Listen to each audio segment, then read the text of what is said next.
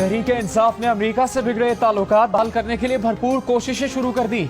60 लाख रुपए माहाना पर अमेरिकी पब्लिक रिलेशंस फर्म की खदमात हासिल कर ली।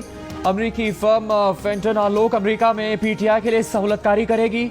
इसके लिए अखबारात में कॉलम छपवाएगी। पीटीआई नुमाइंदों और हामियों के टीवी इंटरव्यूज चलवाएगी ताकि अमेरिका में तहरीक इंसाफ का इमेज बेहतर बनाया जा सके।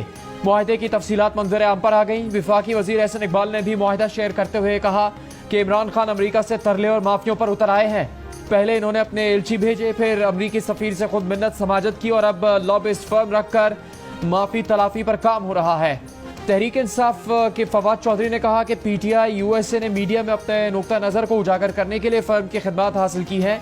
ये लॉबी फर्म नहीं है बल्कि मीडिया रिलेशनशिप की फर्म है।